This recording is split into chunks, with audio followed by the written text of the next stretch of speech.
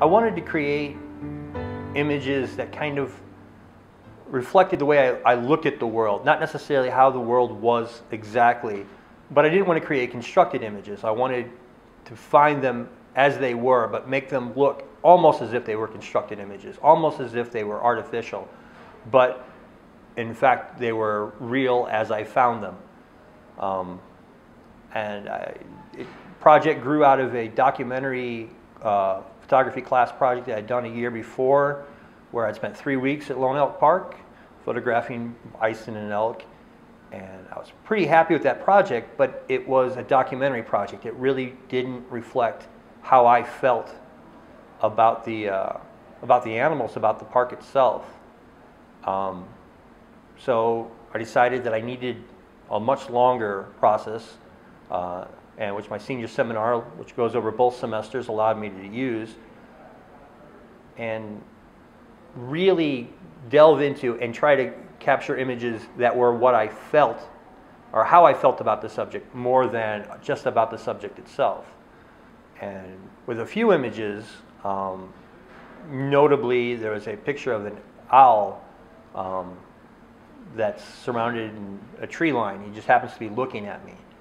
It was dumb luck. I was in the right place at the right time, and with a little bit of post-editing process to bring the owl up out of the shadows. I was really, really happy with it, and it just doesn't look like an image that you would chance upon. It really looks like a constructed image or an artificial image.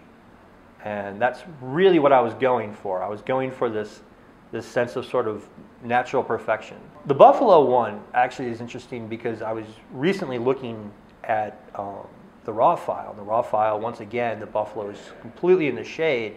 So there's a lot of post-editing. Now, nothing's clipped in or nothing's constructed, but just bringing the buffalo out of the shadows to make it seem like almost too perfect of an image, this buffalo hiding behind two trees. Well, a lot of times, particularly in Lone Elk Park, in the buffalo enclosure, the bison enclosure, you're not allowed to get out of your car.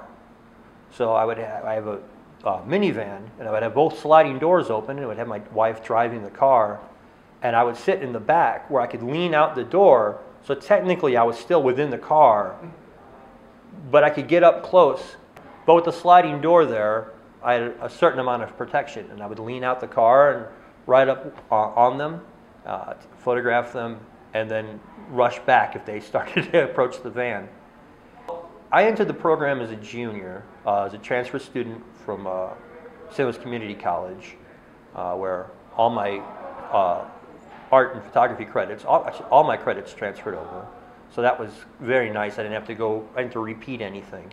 And so over the course of those 2 years, I'd have instructors who were commercial photographers, or I had an instructor who was a really well-known documentary photographer.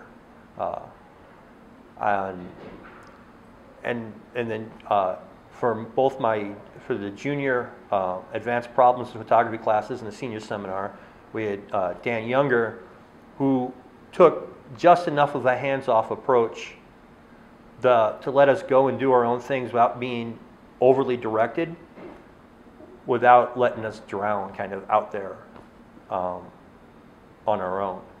So really happy with the program here at UMSL.